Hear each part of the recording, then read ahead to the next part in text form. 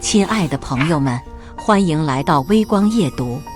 和朋友一起到 4S 店买车，刚付完款，一个人冲过来让我把车子免费过户给他。过2天是我的婚礼，这辆车不错，就当你给我的随礼了。我以为他在开玩笑，要走时他却命人拦住了我们的去路。老子让你随礼，是给你巴结老子的机会，没个眼力见儿的东西。听好了，我老婆是陈氏集团的总裁陈思琪，识相的话赶紧把车转我，不然你以后可没机会再孝敬我了。我被气笑了，随即拨通了陈思琪的电话。听说你换老公了，接下来开始我们本期故事，记得点击订阅并开启小铃铛。还没听到对面的回话，梦洁就一巴掌将我的手机拍落在地。你他妈跟老子装什么呢？就你这穷酸样，难不成还想摇个老婆和我对赌？看你这样，应该是被富婆给包了吧。实话告诉你，陈氏集团就是画室的天，就算你的金主来了，照样也得下跪。今天你要是不把这车给我，信不信我让你走不出这家店？说完他就冲过来要打我，我朋友方振宇连忙挡在我身前。干什么？就算你是陈氏的又怎么样？光天化日之下就能抢别人东西吗？闻言，梦洁不屑地冷笑了一声。什么抢东西？来了我陈氏的地盘，就该给我随礼。妈的，给脸不要脸的东西！老子今天就让你们知道谁才是画室的大王！我握了握拳头，这段时间真是太给陈家人脸了，以至于他们真的不分大小王。最近几年势头好，霍家重心全部转向了京市，因此其他资源我都给了陈家。可没想到，我眯了眯眼，陈家，你难道不知道天外有天这个道理吗？话落，梦洁一脚踢在了我的新车上，指着我骂道：我看你真是不见棺材不掉泪，就算是天王老子来了华氏，也得看陈家的脸色。老子最后再警告你一遍，现在跪下磕头，求着我收下你的车，老子就放过你。我被气笑了，方振宇更是一脸无语，真够狂的，让我们磕头，你也配？方振宇可是京圈的太子爷，从小到大没人敢这么跟他说过话。好小子，还敢大言不惭！梦洁恼怒地瞪了我们一眼，随后看向了一旁的销售员，找人收拾他们，让我看爽了，老子提拔你当这个店的店长。闻言，销售员眼睛一亮，连忙招呼保安。不过瞬间，10来个保安飞快地冲了过来，双拳难敌4手，没2下我们就落了下风。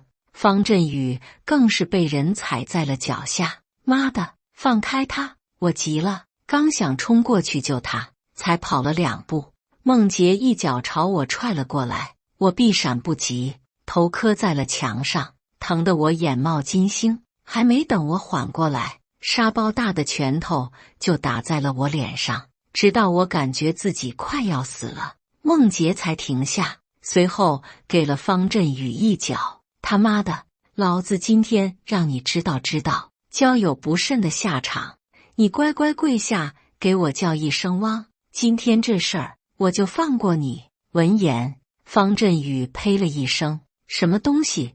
你不过就是陈家那玩意儿养的小情人，狗仗人势的东西。这话一出，梦洁脸色一变，妈的，老子给你脸了，竟然还敢污蔑我，抢我老婆！说完，他一脚踩在方振宇的脸上，老子是小情人，难不成你想说你才是我老婆的老公吗？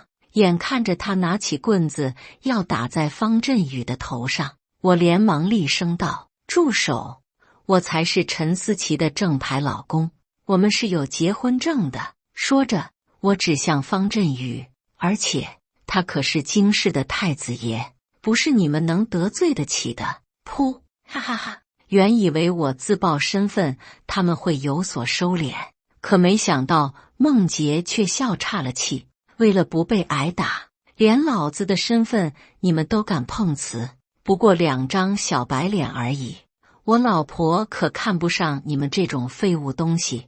保安也跟着鄙夷道：陈总早已经全市预告了，她的老公是我们孟特助。为了庆祝他俩结婚，陈总燃放了整整3天3夜的烟花，笑死了！还惊是太子爷，我还惊是秦始皇呢，真当我们傻的啊！你们不信的话，我可以打电话证明。我有些恼怒，正要示意方振宇拿出手机，可下一秒，孟杰一脚把我踢翻。本来老子就只是想让你们随个礼，以后再华事，老子就罩着你们。没想到你们敬酒不吃吃罚酒，敢碰瓷我老婆，估计心里没少一想我老婆吧。老子今天就要废了你的第3条腿。方振宇听到这话，同情地看了我一眼：哥们，你老婆给你戴绿帽就算了，现在还要废了你，你怎么这么惨？我瞪了他一眼，现在是嘲讽我的时候吗？眼见着他一脚踩过来，我连忙往后退，方振宇则是趁机抄起地上的棍子，狠狠地给了他一棒子。我连忙爬了起来，狠狠给了孟杰一脚，趁他吃痛，我和方振宇连忙跑路。君子报仇，10年不晚。妈的，给老子打死他们！谁打死了奖金50万，陈世保你不用坐牢。这话一刺激，店里的员工像疯狗一样扑了上来，拿着棍棒不断朝我身上挥舞。就在我被打得半死的时候，老板推门走了进来。干什么呢？谁准你们在店里闹事的？还想不想干了？我闹的，怎样？这时，孟杰坐在椅子上，翘着2郎腿看向了老板。老板脸色一变，连忙跑过去给他递了一根烟。哎呀，陈特助，是您啊，您怎么流血了？那2个畜生打的。孟杰指了指我和方振宇，声音冷了下来：店里的监控都录着呢，你们店里的员工也可以为我证明。李老板，我在你们店里受伤，你可得给我一个交代啊！闻言，老板擦了擦汗，他连忙保证地点点头，随后看向了我，目光对视之间，我朝着他咬牙道：李老板，别来无恙啊！你知道我身份，现在你给我一个满意的答复。李老板是我家资助的贫困生，要不是我家，他也不可能开得起这家店。说完，我正要让李老板拿着监控去报警，可下一秒，李老板一巴掌给我甩了过来。你是什么东西，也敢跟我摆脸色？别以为我不知道，当初你资助我的那几个臭钱，都是陈家的钱，我不可能为了你得罪陈氏的姑爷。我踉跄了几步才缓过来。李玉，你忘恩负义！我告诉你，今天你们招惹我们，我们不会让你们好果子吃的。现在立马放我们走，我还可以既往不咎。呸！李玉朝我吐了一口唾沫，全都上。孟特助可是陈总心尖上的宝贝，今天我们必须让孟总开心。话落，所有人冲了过来，棍棒和重物让我踹不过气来。李玉甚至提议让人用绳子将我和方振宇绑在车后拖拽。顿时，孟杰就笑了：李老板，还是你识物。还有几个月，我老婆就要生孩子了，是个儿子，到时候我让你认我儿子当干爹。李玉一脸谄媚：到时候我亲自挑选一辆最好的车给我干爹送过去。我听着他们的话，却愣在了原地。和陈思琪结婚后，他说他对男人身体过敏，他爱我，但是不能给我想要的夫妻生活。我心疼他，尊重他，结婚2年连他手都没拉过，可没想到他是对我过敏啊！你坚持住，我已经给人发去求救信息了，见我摇摇欲坠，方振宇强撑着安慰我，可他们并没有打算放过我们，直接用绳子将我们绑在了车后面。如果任由他们拖拽，我和方振宇不死也得瘫痪。就在车启动的瞬间，大门突然被踢开，陈总来了。一道声音响起，所有人都看了过去。陈思琪看到满地的狼藉，皱了皱眉头，转眼看到梦洁的时候，他的眼中多了几分温柔。他从未用这样的眼神看我。阿杰，你怎么受伤了？他心疼地走到梦洁身边，用手帕给她擦伤。梦洁一改刚才的凶狠，可怜兮兮地说：思琪，有个男人冒充是你老公，我气不过和他辩驳了几句，他们就打我，我都要疼死了。说完，他看了眼其他人，其他人连忙附和的点头。李老板像条狗一样点头哈腰。陈总，要不是我们员工察觉到不对劲，及时帮忙，孟特助都要被他们打死了。陈思琪终于顺着他们的目光看向了我们，看到是我的时候，他愣了一下，但很快就变成了嫌恶。霍锦成，谁给你的胆子欺负我的人，还带着一个哈巴狗闹事？下次再和这样的狗来往，别怪我把你赶去狗舍。做错了事情，赶紧道歉，真是丢人。我有些不敢置信地看着他。陈思琪，你为了你的小情人骂我朋友，还让我给小三道歉，你疯了吧？还有，到底是谁做错事情？我是来买车的，你的小情人想抢我的车，给你们俩的婚礼当随礼，你胡说八道什么呢？他嫌恶地看了我一眼。阿杰才不是你说的那种人，你以为谁都跟你一样无理取闹吗？我没想到他竟然当着我的面还这么维护梦洁。刚想要解释，一旁的梦洁就打断了我的话：老婆，我没有抢他的车，是他抢我的车。话落，李老板连忙接话：陈总，您来评评理。是这样的，孟特助看上了一辆车，钱都已经付了，结果这两个狗东西非要让陈总把车送给他，还说他是您的老公，只要他想要，不管是谁的都得送给他。孟特助不愿意，亮了身份，他俩还说要打死孟特助。什么？陈思琪心疼地握着孟洁的手，转而愤恨地瞪着我。是真的，当然是真的，他们下手太狠了，还说要废掉孟特助的第三条腿，免得他勾引您，还说要弄死您肚子里的娃娃。保安们见有机会巴结，一个个的七嘴八舌的都说起来了。放屁，都是胡说。方振宇刚缓过来，听了他们的话，气得直抖。明明是你们先，有你说话的份吗？李老板抢先说，你在旁边叫得最欢，动手最使劲，你看把我们孟总经理打得都破相了，坏了我们孟总经理的美貌。孟洁给了他一个赞赏的眼神，跟着配合演戏。思琪，我没关系的，就是不知道这伤能不能在婚礼前好。死真疼。陈思琪心疼地看着他脸上的伤，转头眼神凶狠地看向我。霍锦成，你太无耻了，打着我陈氏的旗号，不知道欺负了多少人。不是，我没，我想开口辩解，他根本不给我这个机会。你没什么，阿杰的伤不是你打的，难道是我打的吗？我也是瞎了眼了，当初怎么会觉得你还不错，跟你领了证。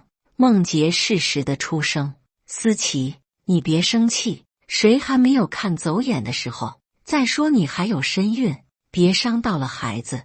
他或许有什么难言之隐，也或许是一时没想开。陈思琪冷笑一声，我看他是想得太开了，根本没有把法律放在眼里。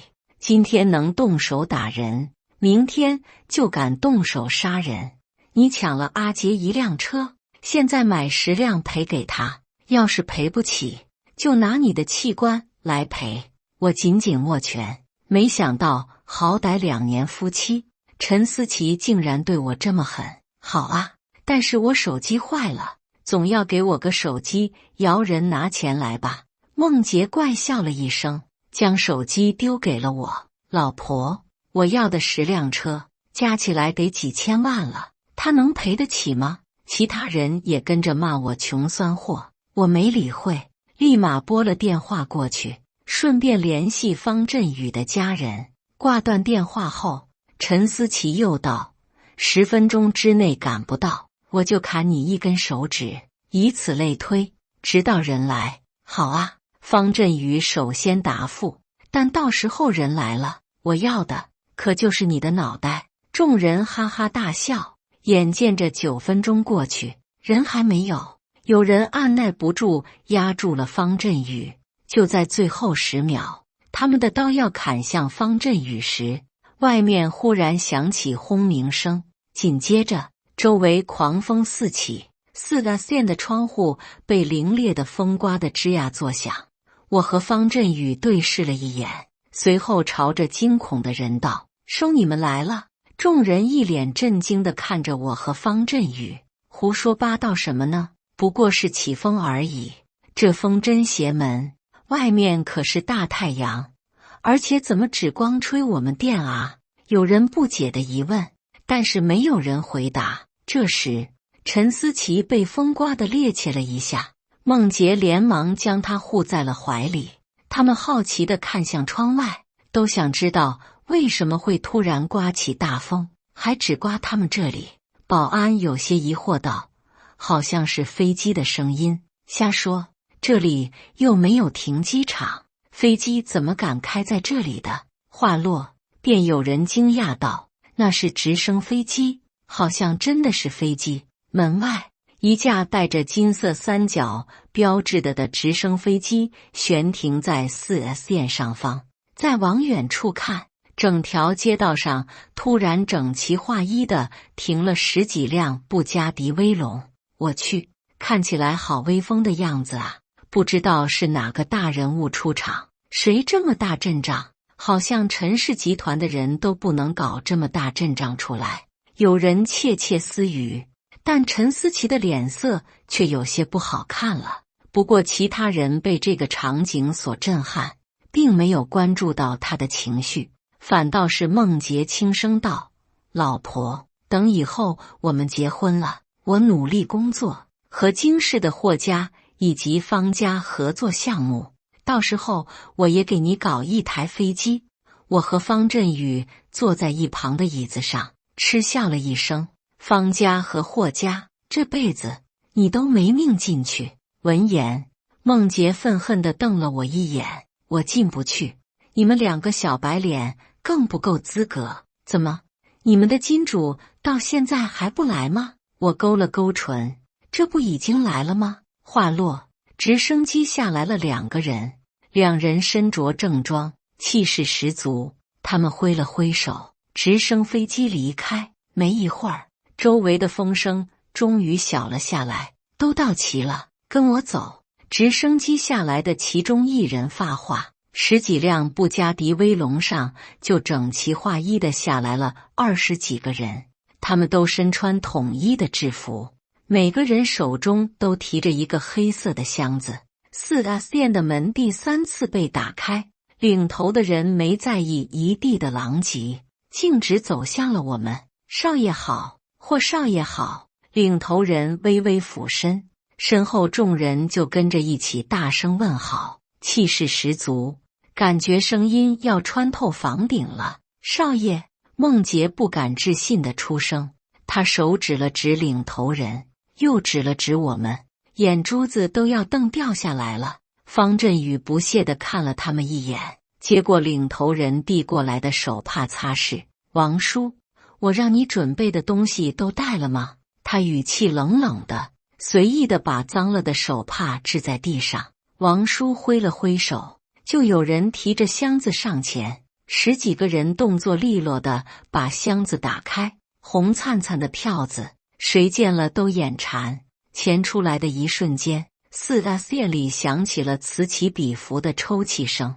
梦洁和李老板的脸色已经黑得不能再黑了，尤其是梦洁，她已经被这阵仗吓得腿都软了，扑通一下跪坐在地上。刘叔旁边的另一个人是我霍家的管家刘叔，他见我受伤，赶紧让队委的私人医生给我处理。少爷，是哪个胆大包天的东西敢伤害你？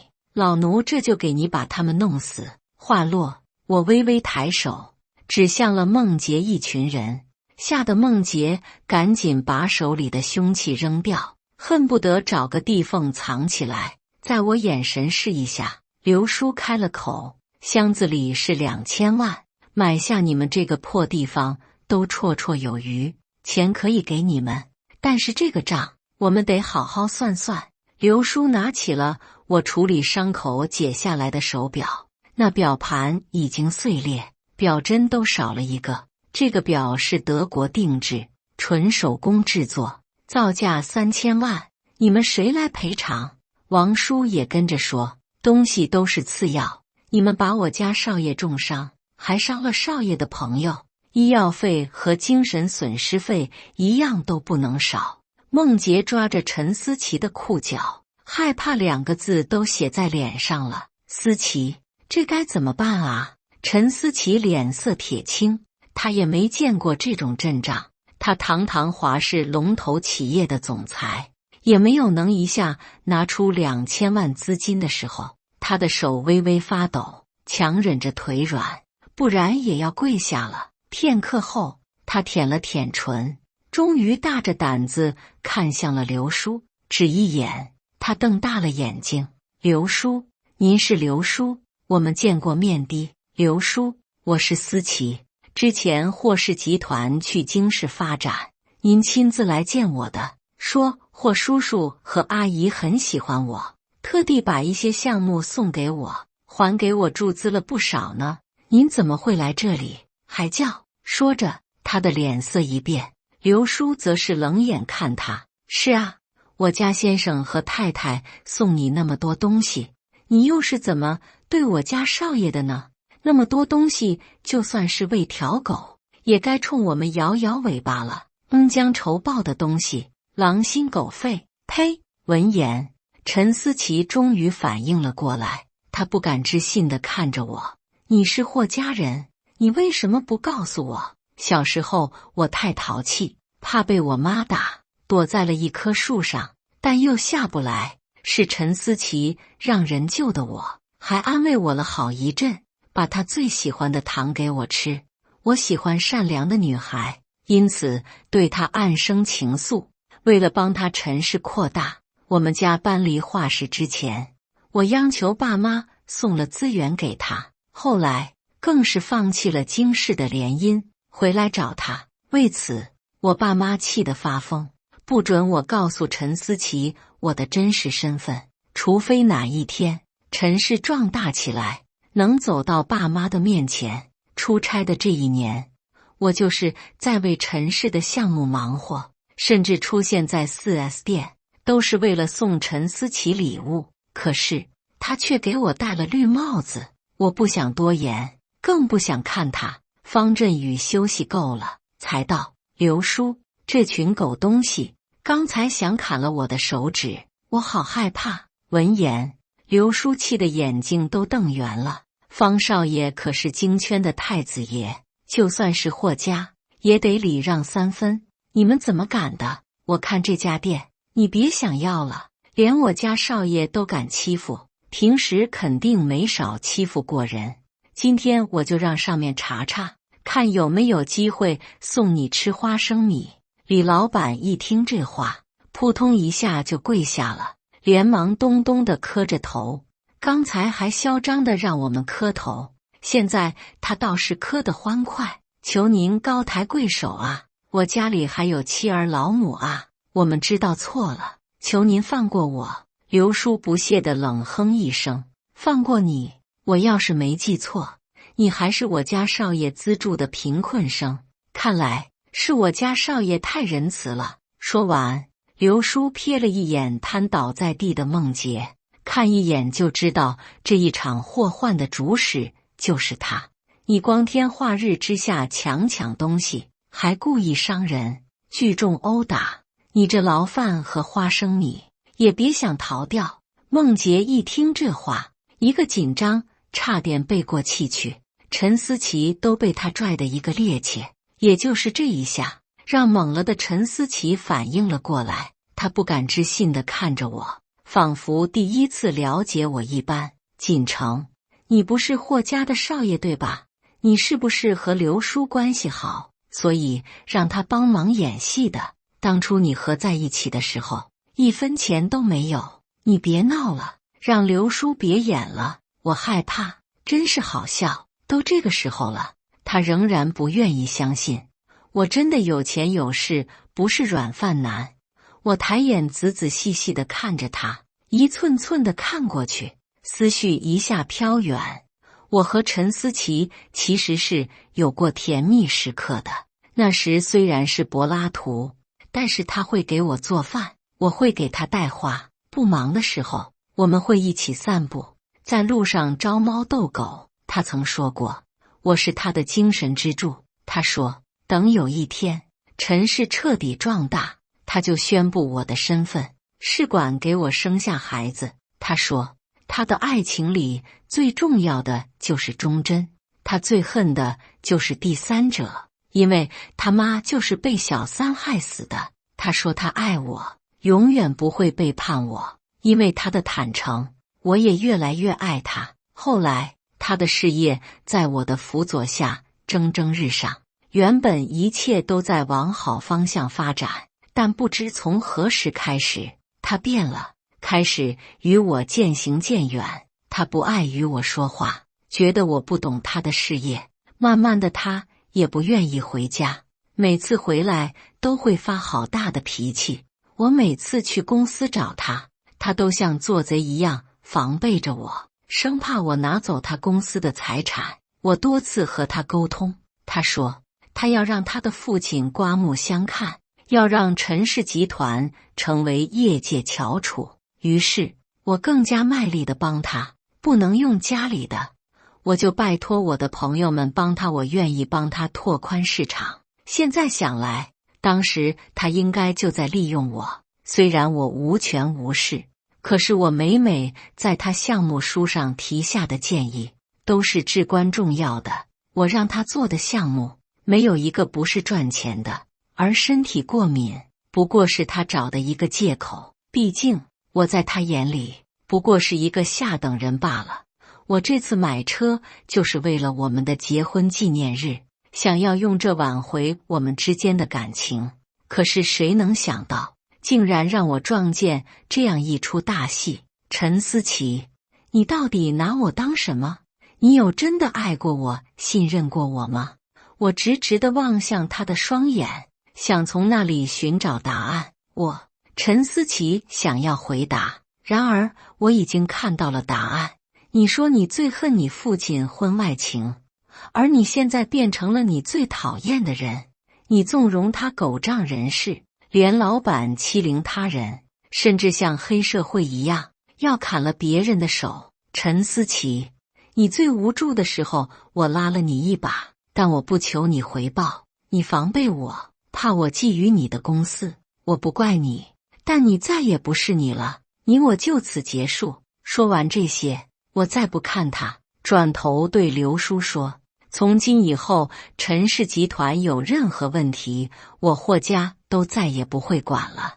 那些有关霍家的项目统统取消，所有投资一并撤回。刘叔点头，马上打电话吩咐下去。嗡嗡，陈思琪的手机狂响，想必他已经收到公司高管的消息。怎么会这样？我不是靠我自己起家的吗？怎么会是你帮我的？陈思琪这次是真的慌了。锦城，你不能这么对我，你不是爱我吗？你不是支持我的事业吗？为什么要毁掉它？他想要冲上来拉住我的手，但是被我的保镖拦下了。我求你别毁了它，那都是我苦心经营的心血啊！我哼笑一声，并不理会他，通知我的律师尽快起草一份离婚协议。我要尽快结束这段恶心的婚姻。陈思琪彻底崩溃，跌倒在地。不，霍锦成，你不能这么对我，我求你不要离婚好不好？这个孩子只是一个意外，是他设计的我把他打掉，和你一心一意的白头偕老好不好？他不说还好，说到孩子更让我厌恶，也不知道他怎么有脸说出这种话。你我以后一别两宽，你的一切都与我无关了。方振宇见我处理的差不多了，他转了转手腕走上前。我朋友心善，没打算对你们做点什么，但我这人睚眦必报，准备好接受我的报复了吗？他是真的动了怒，明明是笑着，但是周围的空气好像冷了几分。对面的那些店员更是像见了鬼一样，一个个的都跌坐在地上，连大气都不敢出。是你先动的手打的我第一下，是用这个手打的吧？他踢了踢那人的右手，在说话间狠狠地踩了下去。啊！杀猪一般的叫声响彻整个店铺，叫得太难听了。那人赶紧捂住嘴巴，生怕惹方振宇不高兴。他这手就彻底废了。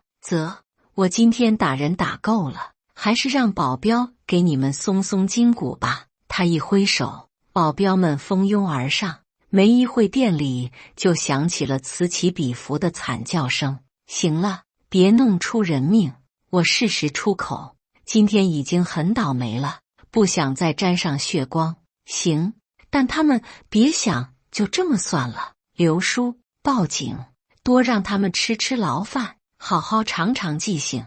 王叔点头应是，马上打电话去安排。咱们也别在这待着了，你我都受伤了，怎么也得去医院看看。我跟着他离开，临出门的时候，听到了陈思琪在店里大喊我的名字。忘了他吧？方振宇是知道我曾经有多喜欢陈思琪，这时候才惋惜地拍了拍我的肩膀。我心里清楚，这种女人不值得我的爱，头也没回地离开了。这之后的事情都是刘叔处理完回来与我汇报的。4S 店铺的所有员工不仅要赔偿我们的精神损失费500万，还要去局子里蹲5年。李老板也已经被送到缅北过日子了。孟杰被整得最惨，打断了手脚不说，还被判有期徒刑10年。他被派送去了最苦最累的牢狱。那地方的人好久没见过这么细皮嫩肉的人了，想必他的出现会让那些人好好快活快活。陈氏集团为了讨好我们，也在媒体上公布了孟杰的小三行为，他的名声是彻底的响彻大江南北了。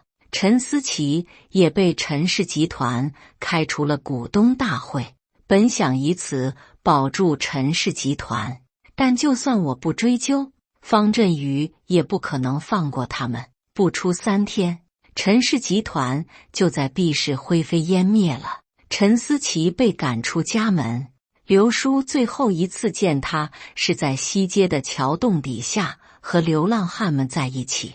这次的事情还是给了我很大的打击，我在家沉寂了好一段时间。你再消沉下去就不是我儿子。我爸恨铁不成钢地骂了我一顿。明天有国际峰会，你跟着我一块去。情场失意，职场就该得意，多出去走走。我也知道该放下了，我只是惋惜那浪费的几年青春。国际峰会我去了，远远的就看到一身西装革履的方振宇。你终于出来了，还以为你要一蹶不振了。他递给我一杯香槟，开口调侃我，听说陈思琪在西街做上皮肉生意了，每天都有不同的男人光顾，他之前那个孩子也没保住。我喝了一口香槟，无所谓的笑了笑，他和我早就没有关系了，我不出门就是懒而已。方振宇一副我都懂的表情，惹得我想给他一下。我说真的，他已经是过去式了，以后少和我提他。说起来我就感觉恶心，我做了一个呕吐的动作，惹得他哈哈大笑。峰会结束，我俩一人一辆国际限量版跑车，一声轰鸣，向着远方跑去，最终停在了市的海边。方振宇和我靠在栏杆上吹海风。上次被按着打是我这辈子最丢人的一次，回家我就请了专业的格斗教练，下次再有这个事情，老子肯定让他们知道我的厉害。我上下打量了一下他，还真是练过了，壮硕了不少。这么好的教练不分享给我，下次锻炼记得叫上我。方振宇勾住我的肩膀，我们俩相视一笑，还没庆祝你脱离苦海呢。走，今天晚上哥们请客。我俩勾肩搭背的离开，向着不远处的酒吧走去。纸醉金迷的生活迷人眼，有些人就不配站在那么高的高度，就算被强行捧了上去，最终也会摔下来。我和方振宇生来就在这个高度，以后会站得更高，让我们仰视的人还没出生呢。感谢大家的观看，本期故事精彩吗？欢迎大家在下方评论区吐槽。如果你喜欢这类故事，记得点击订阅微光夜读，并分享给更多的人，这会对我帮助很大。再次感谢大家的观看。